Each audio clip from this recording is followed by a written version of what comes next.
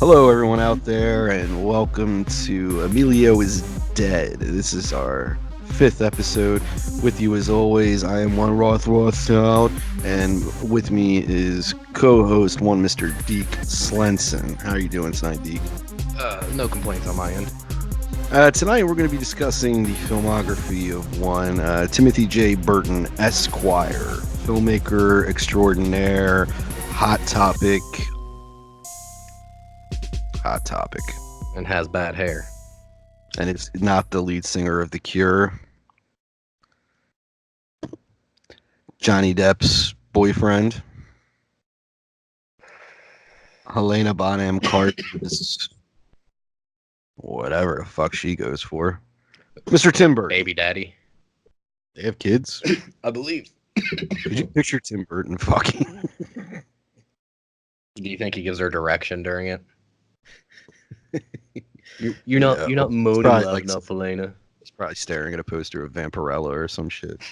Probably staring at a poster of Johnny Depp. Johnny Depp Dressed up like him. Yeah, that was the better joke. So where do we begin, Deke? Where better other than 1985's Pee-wee's Big Adventure? I believe Burton's that directorial's debut. I believe that came out in 1985. I could have sworn it was a couple years later. The internet's claiming 85, so that's who I'm going to trust. That's your first mistake. So yeah, he came out pretty strong, I'd say. It was material that had already kind of been honed and crafted by one Mr. Paul Rubens, who would go on to masturbate in movie theaters. But I mean, Burton, he could have fucked it up. And I would say it's a classic. I feel like that's a film that is quoted to this day. I always see references in pop culture to this movie. What lines are quoted to this day? I'm not a bad guy or whatever. No, what's I'm born to be a rebel. truck? Or whatever. Yeah, I'm a rebel Dottie. Or, Yeah. You know, for those listening, Deke and I are both terrible with quotes. So I know I just pointed out that these are well known, and then we both butchered them, but it's well known. The fact that Plus the Ross Large remembered March. the rough outline of the line proves that must be a pretty memorable line. Yes, there are films Dazed and Confused. I've seen that movie 40 times at least. There are people I know who've seen it once who can quote it better than me. Like, I don't know shit. But back to Big Top Pee-wee. It's good. Deep in the Heart of Texas, that whole clapping, that was funny. I turned into Chris Farley there, but that was good. Nah, it's a quotable movie. It holds up. You said, I believe in a discussion off air, you told me that you have attempted this in recent years, and you don't feel as if it held up. I don't hate it. I still own the Blu-ray, and it wasn't an attempt. I watched it. It wasn't as good as it was when I was younger. Which, I mean, with the source material, it makes sense. Yeah. It just, the nostalgia didn't play up as well. Mm-hmm. And I don't know. Like I said, I didn't hate it, and I would still probably give it, a 6, maybe a 6.5, depending on my mood. But yeah, if you would have asked me that when I was like 8, I would have said this movie's a 10. Yeah. And honestly, your rating, I feel that's a fair rating for this film. If you remove nostalgia, if you remove, well, actually, maybe it's not. What did you say? 6.5? 6 to 6.5. 6.5. Ah, no, you're completely off base. I would say a fair rating. I would say a fair rating of this film. A fair rating would be like a 7, 7.5. I think you're a point off. I'd give it a little more credit, but I do want to touch on nostalgia and childhood, watching these films as children and the impact that has. I think Tim Burton has suffered from that. I think a lot of people who have turned on him Grew up with his early films. yeah, and almost elevate those films into something they never really were. They were great, but you're mistaking them for being better than what they were in a way. But also Tim Burton does himself no favors by proving all of them right by turning out shit like over and over and over again. It'd be nice if he cared, but Yeah, there's definitely a very clear Yeah. downward spiral of his career that we will Yes. eventually get to. But And avoid. like you said, he did not he came out of the gate pretty strong. He didn't let us down with this He one. did. He did Paul a good service with the source material. I really like movies that have a lot of like weird gadgets, like the mousetrap gadget that's cooking Oh, the him whole breakfast at the opening beginning. scene. Yeah, yeah, yeah. I was about to say that. I was I've always liked movies that do that. I know the Ernest movies did it a lot, and I don't know if you take the time to build something like that and it actually at least appears to work, I'm going to be entertained just watching that. You know, And to Tim Burton's credit, there have been two other Pee Wee films to date now, and neither one has come close to how good that is. So we can't just attribute it to Paul Rubens showing up and being Pee Wee. I mean, there's some craft behind there that made that film what it was. was Elfman? He was doing the music, right? Yeah, well, I'm humming it in my head. It sounds like fucking Elfman, but I don't know 100%. But it had to be. I'm pretty sure it was Yeah, that. it sounds That like Danny Elfman. definitely didn't hurt Yeah, the film any. yeah. No, no, no, no, no. Which leads us to his follow-up film, extremely beloved by fans of Burton, just by movie fans, casual fans. It's part of the pop culture lexicon, and that would be 1988's Beetlejuice. Or Beetlegeist, if you will. Yeah, don't say it three times. I This is the one where the nostalgia plays the most with me and his films. I was 6 when this came out, and I saw it 3 times in the movie theater. I used to bug my mom to take me back to see this movie. Uh, there was just something about it, the macabre sense of humor. I was 6 years old. It was subversive enough to a 6 year old to where I felt like, there was something maybe more sinister than what was really there. It was challenging to me. It worked almost as a quasi horror film. It worked as works as a comedy, and it's grown with me over the years. I still think it's an immensely entertaining movie. It holds up, and this punch, this 1-2 kind of punch, this early filmography, this streak Burton was on, I would say, we'll keep getting into it with the films we're going to discuss, but it's comparable to like the run of Carpenter, I'd say, or Cronenberg, or I don't know. I'll just leave it at those two. See, I Where disagree because I feel Carpenter peaked right out of the gate and then never achieved the same high. I know we've discussed that before, and you're a big fan and you disagree, but I mean, true, if you ask any casual fan of any of movies in general about John Carpenter, generally they're going to say, "Oh, Halloween." Like they're not going to say, "Oh, he made fucking Escape from New York." no, not Escape from New York, but you'd have. Are you suggesting nobody believes that he was on a creative streak from Halloween, at least up until I'll say They Live? I mean, most genre fans do. But if that's your point, even to Tim Burton is I would way say that more. early Tim Burton is more comparable to early Tarantino. Not quite as high, Mhm. but I would say the string of strong films followed by a complete second half of a career followed by shit, Mm. very similar to Tim Burton, much more so. That's an interesting opinion. Yeah, I mean, I can't. I'm not going to change your mind on that, but that's definitely. I don't think that's a popular comparison. But to your point, though, I mean, you are aware that there are people out there who consider Carpenter had this run. I understand you're not one of them, Well, but even then, your comparison I don't feel holds up because, like I said, he peaked with Carpenter fell Halloween. off. He peaked with Halloween, and then he might have plateaued a bit, but he never went back up. I He see never what went you're back up. saying. Whereas Tim So, Burton gotcha. started lower, and then He didn't peak he yet. You're peaked, right. and then he went Okay. back down. Yeah, you're saying Pee Wee's Big Adventure is not his magnum opus. Yeah, I'm Yes. saying that is Okay. not his Halloween. Gotcha. No, that makes complete sense. What are your thoughts on Beetlejuice, D? I've always enjoyed it. I was also a fan of the cartoon that accompanied it. I like Pee Wee. It doesn't hold up as much in adulthood for me. That might also be, just a bit of jadedness on my part. But I don't know. Yeah. It's still pretty solid, and I still like Keaton in it. Yeah. But Gina Davis, Jeff Jones, they ruin the magic for me a little bit.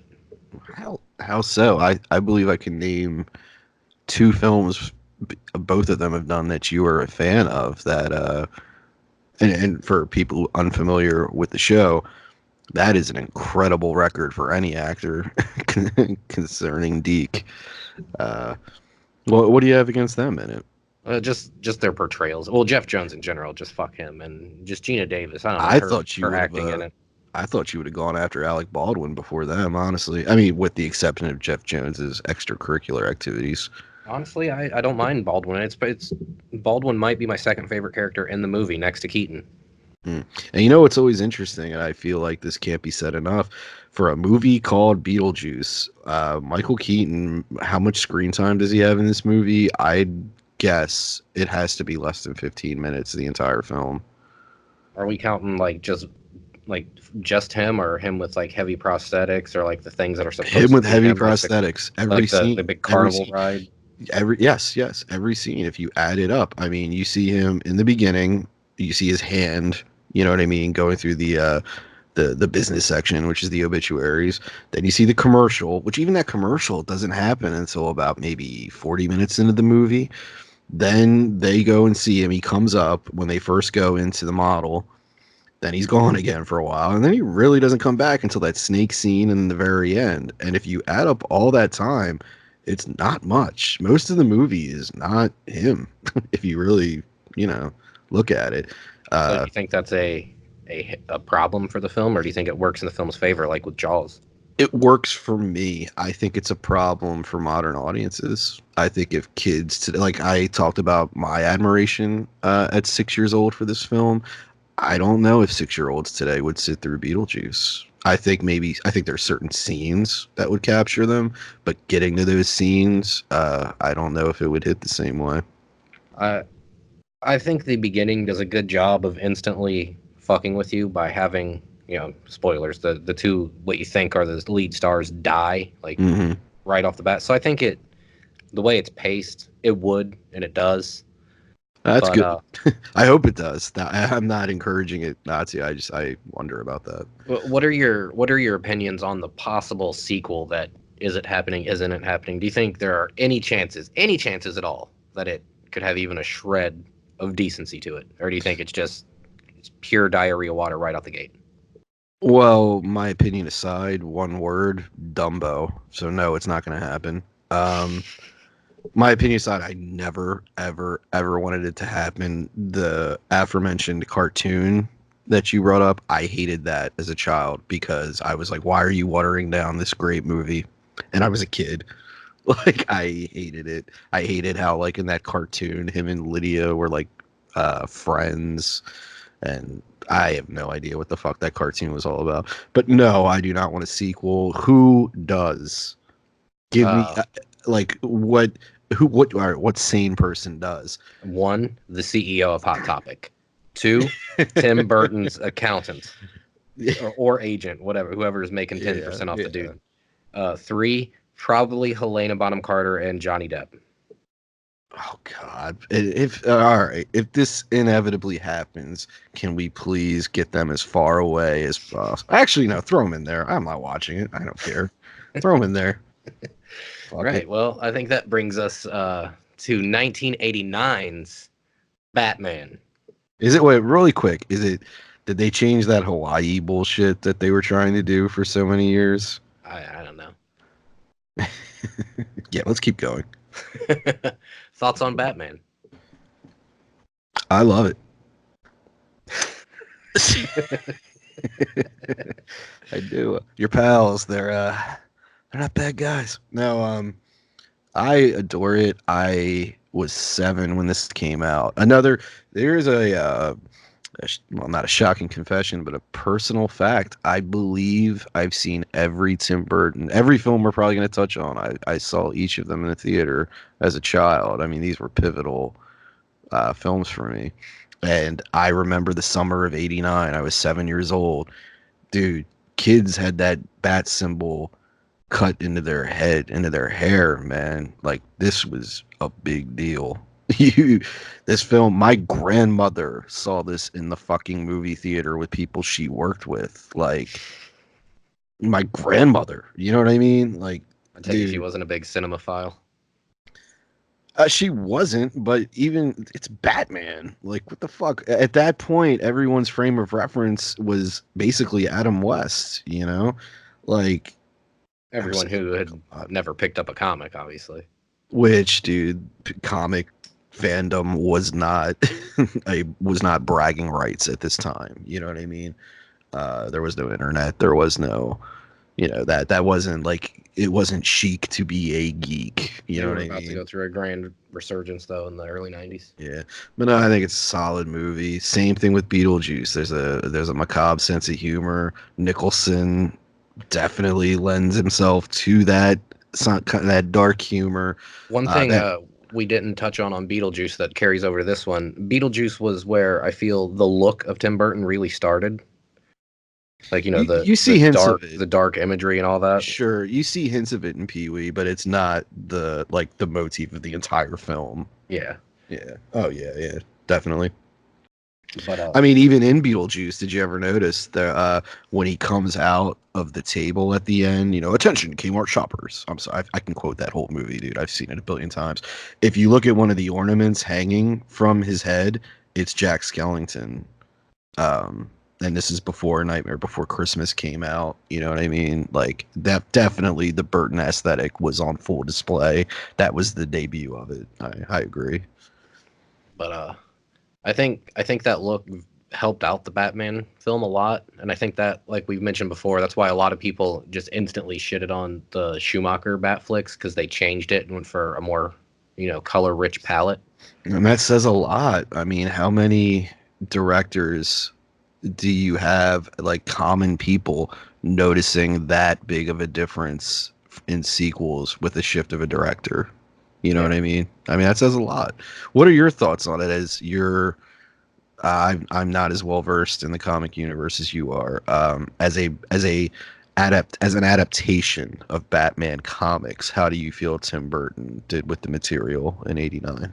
I mean, I don't hate it. I enjoy the film. I've seen it a good number of times, and I still think Nicholson is, for my money, the best Joker ever.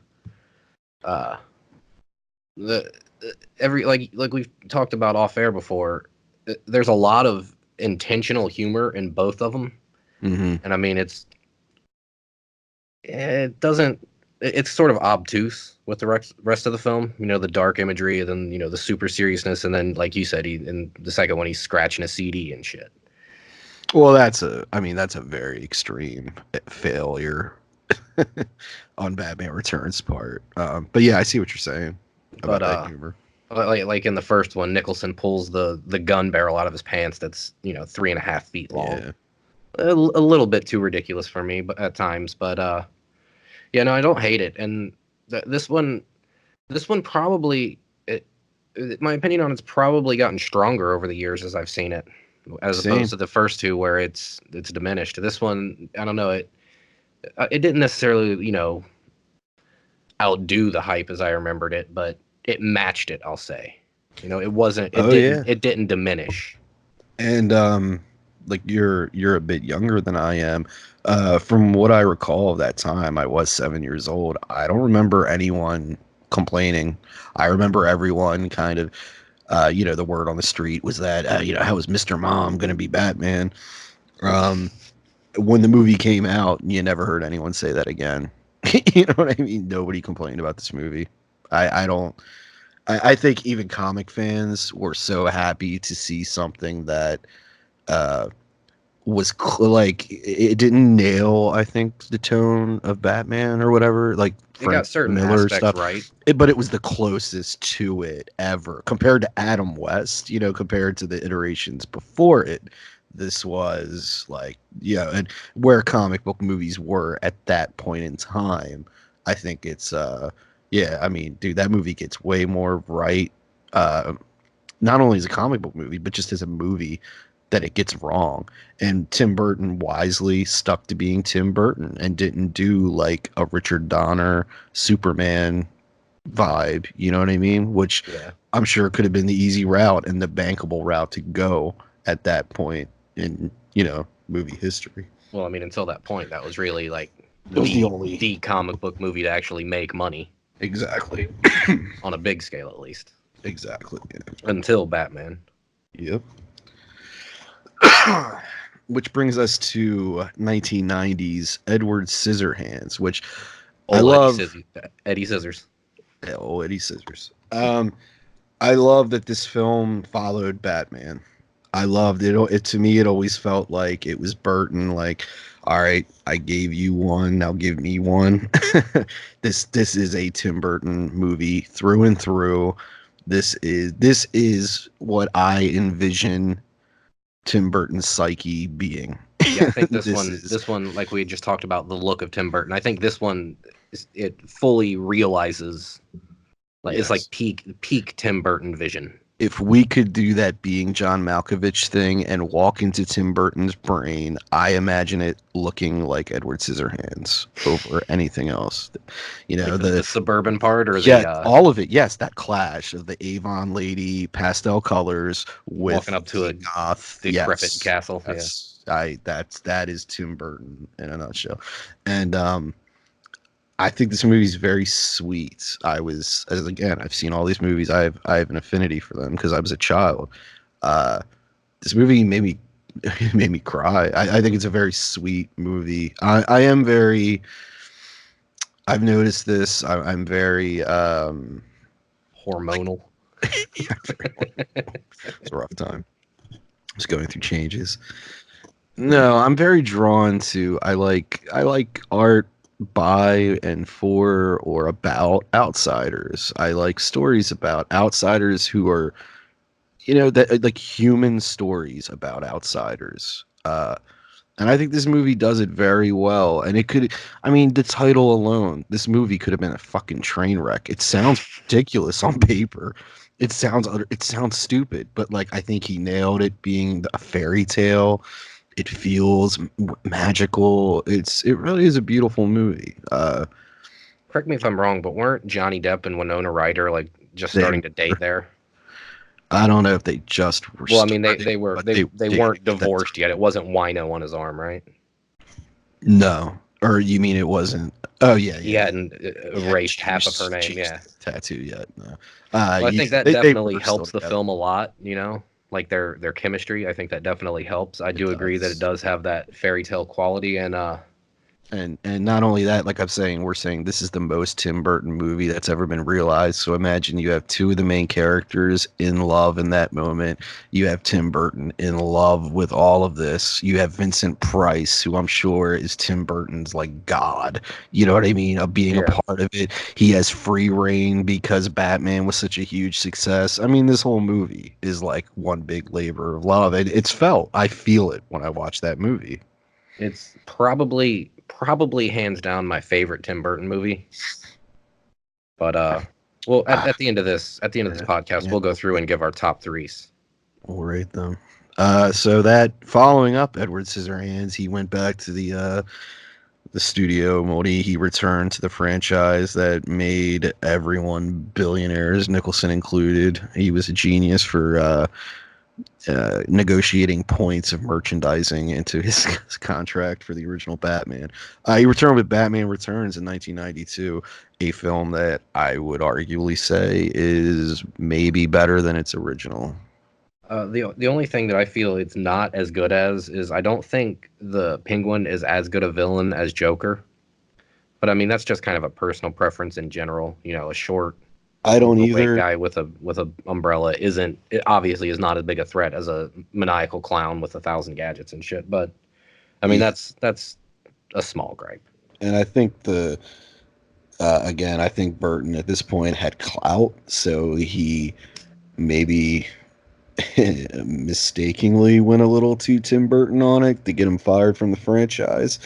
But the double entendres, the S&M bondage, the guy. I mean, this is like again, this is if Edward Scissorhands was like the love child of his imagination his imagination come to life in a loving way. I feel like Batman Returns honestly has almost a bit of a bite in it against the success of the original movie. There's almost a contempt for it, I feel, and when I watch that Burton has for the characters. Like I feel like he showed up and he's just he's just trying to make a Tim Burton movie, but it's like, hey, let me throw these Batman characters in there for you guys, and I'm more fixated on, this big mechanical duck that Danny DeVito can ride in or some shit. You agree with me on that? Like, I feel like I've never watched the movie with that in mind, but yeah, it definitely seems to fit his personality, his character. like I feel like when he was doing Batman, he was really trying to impress, and I feel like in Batman Returns, it was like well, I already did that, so let me go full Burton on you motherfuckers, and here is Michelle Pfeiffer, you know, doing backflips and I don't know. I don't even know why I use that as an example. That was You know, fucking stupid. another thing that's always kind of bugged me about these movies is it doesn't the Penguin still have clown henchmen? Why does he? How does he even have henchmen? To be Well, honest with you, why are they still fucking clowns clowns? or Are they the not? Joker's leftover? Are they the Joker's leftover henchmen that he just adopted or some shit? No, these are leftover Tim Burton sketches that he wants to see brought to life. Who gives a fuck about the Joker? And you know what? Tim Burton's such a strong visual artist. It doesn't bother me. I mean that, and the fact that I've never been a strong comic guy. So to me, these are more, even though they are comic book films, they're more just like almost imaginary fantasy films that take place in cities for me or something. Well, I mean that's all they're supposed to be, even as comic book Oh films. yeah, yeah, People yeah, just add definitely. this sort of like connotation of, oh, I have 30 years of back history of reading this shit, Mhm. so it better live up to my expectations. But Yeah, really, I mean, fuck you. It's all just a fantasy movie. If you had fun watching it, fuck you. You got your money's worth. If you didn't, go home and cry like a bitch on the internet, like we yeah. are doing. And to me, the film is endlessly quotable. Christopher Walken, I think I mentioned that on a previous episode about that. Actually, it's a lot like that. Danny DeVito, just the pussy I've been looking for. I'd like to fill her void. I mean, there's so many little funny quips in this, and even it's one of those movies too where they do certain quips and it's so dated, or it's like it fails so bad, it's so like uh overacted, or it's just corny that it ends up being funny. It like does a full circle back from cringing to I'm laughing with you again. There's a lot of lines like that in this movie. um Yeah, yeah. the only line I remember from this movie is the cold soup line. That's the only line that matters out of the whole fucking franchise. All however many It's Batman cold. movies there have been. He spits it out. It's cold. uh I I mean, know. I think Keaton's comedic chops really help the character because I mean, let's be honest, Hmm. it's no matter who's playing the character, it's pretty ridiculous. Well, I think Keaton is the only guy to portray the character, and I never labeled it as comedic, but you're probably right. But he's brought a little bit of insanity to it more than anyone else has. Like, and I really like that in the original Batman with him playing against Nicholson, where to me they're both a little fucking like Keaton just looks a little unhinged in these movies. You know what I mean? Where to me, a guy who dresses up as a bat and fights crime would be unhinged. Yeah, right. Whereas like where I see Christian Bale or anyone else, they just And they're just seem trying to be like tough they and just seem scary. like normal guys who just like, oh yeah, I put on a bat suit and do this, but then I'm just totally fucking rad, dude. Where like Michael Keaton, even when he's Bruce Wayne, I feel like, yo, there's something going on in this dude. You want to get nuts? Come on, let's get nuts. Like Let's be honest. How much of this is the eyebrows? You talked about both yeah, Nicholson and Keaton. A lot of it yeah. is in the eyebrows. When you have eyebrows that are that pointed, you look a little crazy. Let's just cast Christian Slater and get it over with, and Daniel Harris. But yeah, Batman Returns, solid. Would you like to announce what did Burton give us next? Well, it's not a directorial whatever, but his name is attached to it, like your buddy John Carpenter does, and everyone commonly assumes it is a Tim Burton production. But The Nightmare Before Christmas, 1993. Uh, I liked the merchandise. I can say that. I was a kid, Say and I we liked the have merchandise I got from it. we have a cricket sound effect we can put in here, right? I could to this day I cannot finish this movie. He did not direct it, so when I said that I saw all of his films in the theater growing up, since I've never seen this movie, I've only watched the first 10 minutes of it. My streak remains strong. It is not technically a Tim Burton film. It is, I believe his name is Henry Selick, if I'm not mistaken. It's the characters created by Tim Burton. Yes. His name attached to it to sell some more of that Swift merch that I And I was the perfect age to be manipulated by this commercial bullshit. I was 12 years old. Luckily, no one dragged me to see this to the theater. I tried watching it when it came out on video. I made it 10 minutes in, and whatever song started playing, I was like that SpongeBob meme. Was like, all right, I'm gonna head out. Like I literally, I remember it to this day. I remember standing up and not even. I didn't just stop the movie, dude. I stood up, walked across the room, and ejected that motherfucking VHS tape out of the VCR. Like I was baffled that anybody could like that. I think at the time. I may have even thought it was a Tim Burton movie, so I was kind of let down because at that age, and I was a fan. I gave him a lot of credit. It does have the look of Tim Burton. I guess. What do you mean you guessed? It's like his exact drawings. And well, shit. I mean, I said it like that as if it's a positive because it didn't help me at all. It didn't push me through what I sat through. But yes, it does. You'd also only seen him do what, 2 musical numbers at this time? I was just about to say not only that, but Pee-wee again, and Batman. But again, I'm not a big animation guy, which probably didn't help either. But I don't have much to say about this. I'm happy people like it. Let them have it. It's not for me. Well, that'll just about bring us to 1994's Ed Wood, the next actual Tim Burton film. Now, I will say, and it's a typical opinion, I think this is his best film. It would probably make my top 3. We'll find out at the end, but it's certainly not bad. It may not be my number 1 on our list, how I rank them, because it is not the one I have as much like childhood, like nostalgia doesn't play as much of a factor in this one with me. I haven't revisited nearly as often as I have, even though every one we've mentioned previously, with the exception of Nightmare Before Christmas. But as a film, I think this is his best film. I think the marriage of material and director is incredible. I think the friendship element, the Edward Scissorhands, what I was talking about, like sort of eccentric people, and a fascination with them, and that's on display. Clearly Tim Burton has a love for that 50s.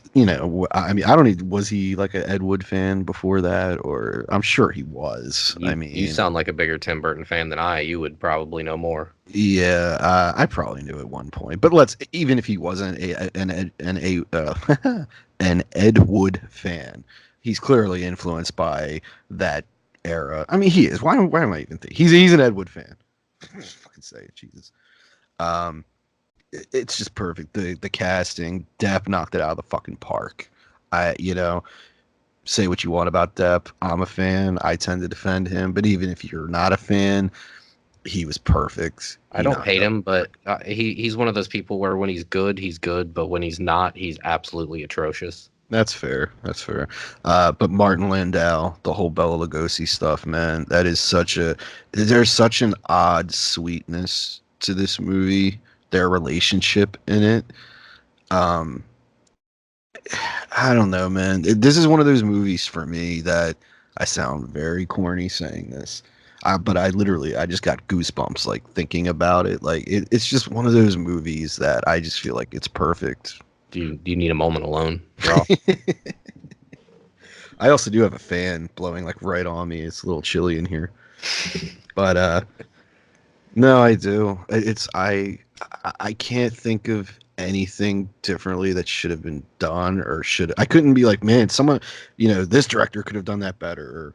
I will say Sarah Jessica Parker should never have gotten work at all. So that could have been fixed. Okay. Yeah, I can't argue that. All right. Sorry, Burton. Try again. What are your thoughts on I mean, I went on there a little bit. What do you think of Ed Wood? I mean, I like I said, it's pretty good. Would this be your how if you would rank Bill Murray films, would this make your top three? Quite possibly, quite possibly. I agree that it's a better movie than most of his movies, but it's not necessarily as fun. Yeah, and that's why I said it might not be my number one pick for if I had to rank them personally. It's definitely not as yeah, but that's not its intention either, you know. So it's not a fault. It's just not that kind of movie. You know what I mean? Yeah.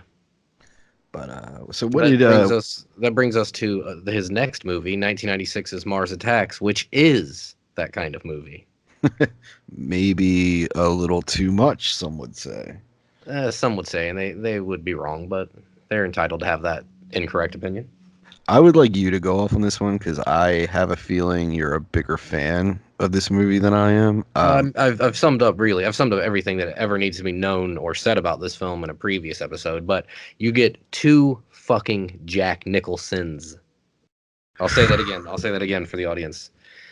Two fucking Jack Nicholsons.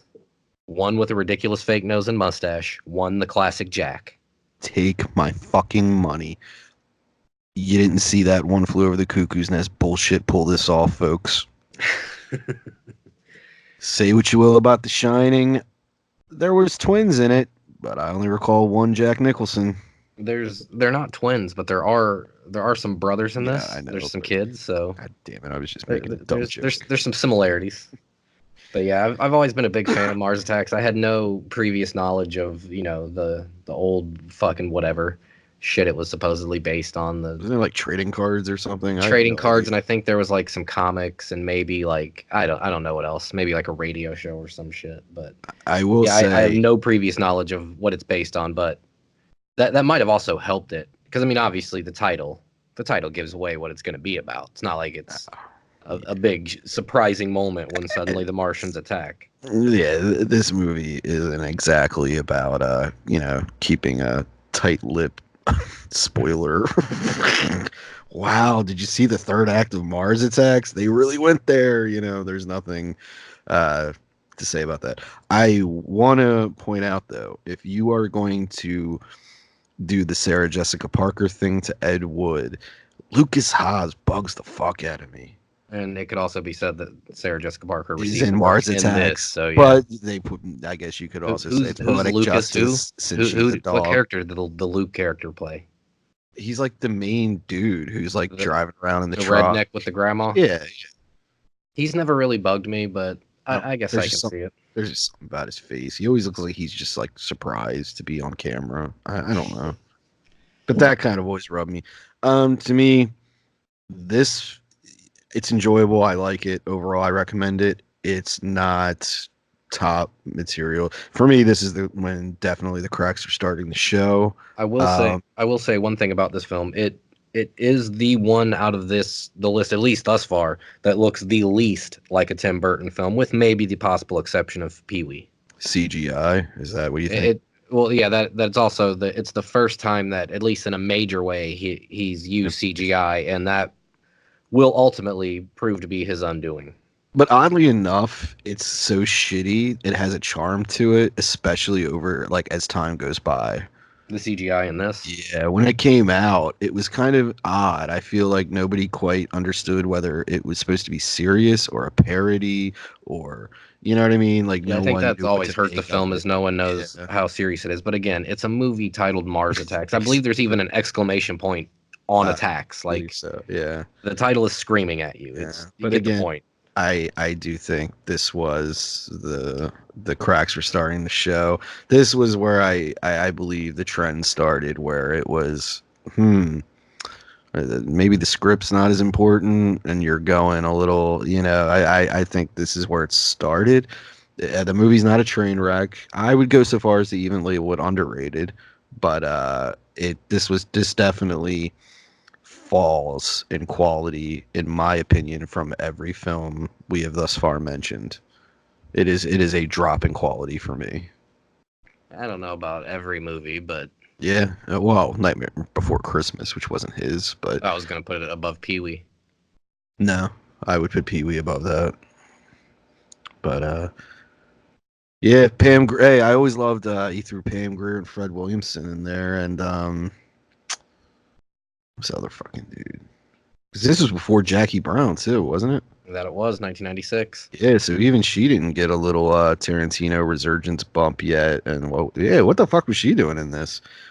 That's kind of strange. Like Tim Burton, I wouldn't expect him to be a guy to be like, yeah, get me the blaxploitation chick. I would It could expect also be that it was just some casting director who's like, "Hey, Pam Grier will work cheap." But I mean, even at that time, Pam Grier was only doing like that, like what original gangsters or something at that time. Like nothing that I don't even think that had a theatrical release. Like she wasn't in demand at all at this Again, Pam point. Grier will work cheap. They had an ensemble cast. They had to pay Nicholson Yeah. twice. Was this the last time Nicholson worked with Burton? As far as I'm aware, I'm not that familiar with the latter half of his career, so So it was only twice, huh? I don't know why. I feel like there's more, but I guess well, I that's mean, just how. really, there's three when you think about it, because you get two Nicholsons here. Fair enough. Tim Burton was a wise man. He was like, "Look, I'm never gonna work with this legend again. Let me do it This was- twice." I believe this was also I can't swear to it, but I believe this was the first movie I saw with Jack Black in it, and almost instantly after being introduced, he is vaporized. So I don't mean, even come recall on. him in it. He's don't he's remember. he's that Luke guy you hate's brother. He's the dumb Uh, jarhead brother who goes off to war and then he charges in and is instantly vaporized. I mentioned this on a previous episode, and I never went back and looked it up. But whatever this movie is, the first thing I saw Jack Black in, it's like this kid who rollerblades or some shit, and he's like Seth Green is in it as like his friend. He's in like a new town. It's this early '90s movie. It's like the most '90s movie of all time. I have But to look it up. is he instantly vaporized within 15 minutes of being introduced? He should be. He's like the school bully who like, So you see, I give the edge to Mars Attacks. oh, by far. Hell, I'd give the edge to Mars Attacks over probably 75, at least 75% of Jack Black's filmography. Would you give it the edge over School of Rock? I know you said you're a fan No. of that film before. No. You think School of Rock is better? I think School of Rock's Jack Black's best film, probably. So you're not a fan of musicals, and you're not a fan of Jack Black, but you like Jack Black musicals. I know. All right. I- Well, that'll Richard just Linklater, Richard Linklater, and Mike White pulled off. That's how fucking good that movie is. They made that happen, and it's not a musical. No, it's not a music. There's no musical numbers as far as like that do plot exposition. There's a live performance at the end. There's a live performance at the end, and then 15 mini live performances throughout the entire movie. practices that are. It's not even it's practices. not- He's walking around with an amp on, singing songs to the kids. What the fuck are you Like Jack talking? What do you mean? What am I talking about? When he's first getting there to be a fucking substitute, he puts the guitar and the little practice amp on his hips The and way walks you around. just described that, like that's the entire movie. He's walking through hallways like in a conga line with children.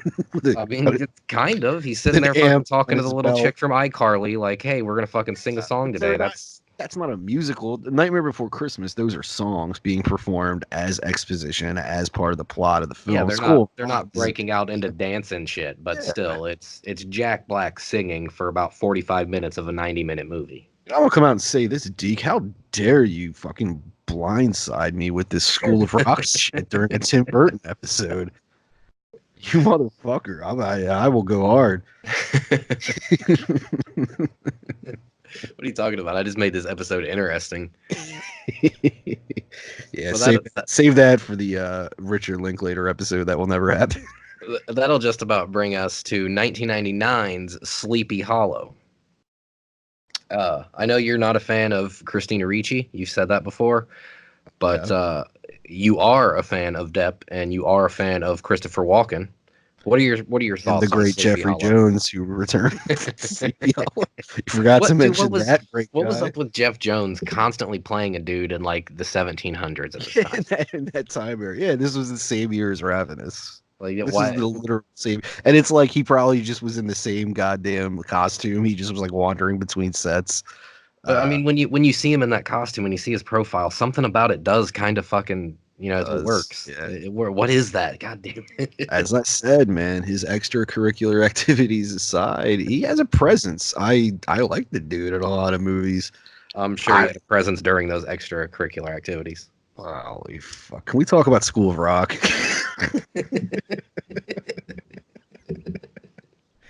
Nah, but all right, go on, Christina Ricci. I was I asking don't like her. I like Depp. I like who did you say after? Walken. I Oh was yeah, asking your opinion on Walken. Sleepy Hollow. One negative element and two positives. What and there's also the CG element, the later in his career element. But I feel he went back to his roots in terms of the look. He might have went a little overboard with it here. Um, I like it. It's nothing. I haven't seen it probably since the '90s. I saw it in the theater, as I did all Burton. Uh, wow, throughout my fucking childhood and adolescence. Like I said, and that does a lot to you. It's like a very kind of personal relationship in a way when you're a big movie person, and then you've had this sort of, they grew with you. I like Sleepy Hollow. Yeah, I don't love it. I don't think it's incredible. I agree with you. It went back. It's probably the last time a Tim Burton movie felt like an authentic Tim Burton movie. I think Yeah, every movie after Sleepy Hollow is a mess to a certain degree or another, and most of the time that degree is extreme. So Sleepy Hollow is definitely almost. I almost want to say it's worth a watch alone because it's like, just to see wow, the end of this that, is yes, this the is end of his the swan era. song. This is his swan song. After this, there's no turning back. Um, but on its own, it's a solid movie. Again, nothing I would like tell anyone to run out and watch, but worthy if it's you come across it. I It's am a okay. fan of this movie, but I feel it. Like I mentioned before, he might have went a bit overboard with the aesthetic at what everyone was expecting, so he just piled it on. And I also feel he played it a bit safe with, like we pointed out, so many returning actors like him and Depp again, and Depp playing the Uh, weird outsider. I mean, he'd already kind of established that. There's a lot of returning Yeah, characters yeah. in all of But his movies. I don't know. I don't, like I said, I don't hate it. I am a fan, but I would I like to feel revisit it. That is a film. Actually, just talking about it now, I wouldn't mind revisiting that. I I've could see seen it within myself. the last year, and it held up for me. Did it But really? I'd That's seen good. it not that long before that either. I'm literally I saw it in the theater and then like maybe once I did buy I remember I bought the DVD and at that time DVD was like you know a burgeoning format. It had just begun and I bought it. I think I watched it once and I ended up probably selling it. I don't own it now. So I at believe some it's. at I'm some pretty sure point it's I out on was Blu-ray. I believe I have a Blu-ray yeah, copy, and well at some point I was like who gives a shit about owning Sleepy Hollow and got rid of it. So um well, no, you but look I'd like a be fool because you want to revisit Sleepy Hollow. Yeah, I know. If only like the internet and torrenting didn't exist. And if there is one man who it may justify, do you want to give your dollars to the mayhem this man has caused this century in the cinema world? Let's What, touch on it briefly. What the fuck, Tim? What the what, fuck? what are you talking about here? Tim Burton after Sleepy Hollow. Let's come on, 2000, this century. What the fuck did you do, Tim? Well, as I mentioned earlier, the CGI didn't help, but I feel really the two main components that ruined his career are the CGI and Helena Bonham Carter. If you look at any time he has teamed up with her, including 2001's Planet of the Apes, uh, and anytime he's heavily relied on CGI, it's almost always either complete garbage or, like you mentioned with Mars Attacks, not as good. Yeah. Oh God, any Mars Attacks. Jesus, Mars Attacks is like the greatest film ever made compared to anything post Sleepy Hollow Tim Burton. Yes, people out there, even Big Fish, which may be a better, shit era Tim Burton movie, but it's still not fucking good.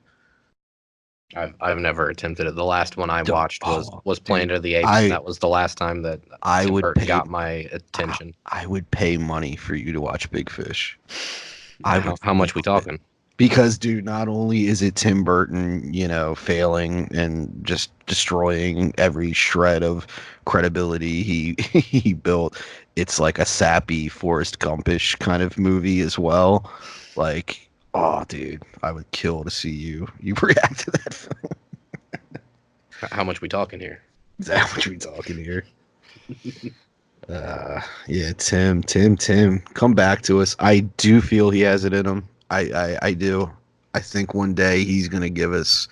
I think he's the guy. I think he's the kind of guy where one day he's gonna retire or want to retire, and he's gonna be like, "Man, I can't do this to y'all. I can't leave y'all on Dumbo. Yeah, like I can't fucking do that to you guys." I feel like he wants to. Man, I don't know. Maybe I'm just wishful thinking. I disagree. I feel like pretty Yeah, much from the mid '90s on, he's yeah, given up trying. Like he's not necessarily trying, but he's given up caring. I yeah. don't feel the care goes into his movies anywhere near what they did at the beginning. I want to point out too a real quick tidbit. I'm a big fan of the 1992 Cameron Crowe film Singles, and he has a cameo in that movie, and I never understood why. He's just in the background, kind of in one scene, and like he's being referenced to as this upcoming director, and the girl says, "Yeah, he's like the next Martin Scorsese," and that's it. And it really has no context towards anything else in the film. Like I never understood that cameo. Your silence says it all. I've no idea what you're talking about. Well, I just explained it, and like, does that even make sense? Because I'm not leaving anything out. That's all it is. Well, I Like, mean, other I than the don't even fact that get they're the joke. ripping on Martin Scorsese, Yeah, like mispronouncing his name. I mean, like I don't even get the joke. Anyone listening out there, smash that subscribe button and leave in the comments. Explain to me the meaning of Tim Burton's Singles cameo for the one person out there who would even know what I'm talking about. I feel like has he done any other cameos? Not that I'm aware of. Doesn't seem like he Which would makes really this. honestly be too comfortable in I front was of the about to camera. say, which makes this Singles cameo even stranger. Yeah, I have no idea, dude. Is he still with Elena Bonham Carter? I think I heard something about they divorced a while back, or maybe they didn't. Maybe it was them having a kid, or I don't I don't care enough to pay attention, to be honest. But Yeah, let's be honest. I don't know who I feel worse She for in that situation. she didn't help his career any. No. When did they get together? Was it literally Planet of the Apes? This is the first time they worked together, I believe. I don't know if they were Wasn't together. he with that Lisa Marie chick and she Dude, was in again, you sound like a food? much bigger fan of Tim Burton than me. That, do I you have know how many no ideas times this about this. happens to me in my life? Like I'll have some some like conversation with a coworker or just someone random and they'll bring up some movie. Let's say they'll bring up Heathers and I'll just start going off like, yeah, the high school Westerberg High was named after the Replacements lead singer because that was Winona Ryder's favorite band, and they just kind of look at me and yeah, I'm sorry, I'm a loser. I talk about it like everyone knows this shit. Like I don't know. And realistically, why do I? Why do we know this shit? It's A ultimately youth misspent and DVD special features, in my case at least. yeah. I don't. What's my excuse? Uh, Burton, come back to us. You have a lot of goodwill out there. Um, I can't hate. It's funny. He's at that point. It's been so long. Like the negative years outweigh the positive ones. I can't hate the dude though. I feel similarly about Kevin Smith. I can't hate him even if he like completely goes off the rails. It was just these movies were so big to me when I was a kid. I just If you had to rank your top three Tim Burton films, what would they thank be in order? first thank you for reeling this back in. Top three, Tim Burton. Yes.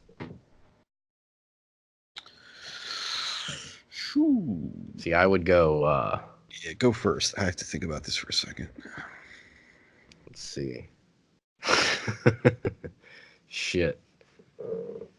I would go Eddie Scissors. Okay. Probably. And that's your number one, because I believe Yeah, you said that's that. number one.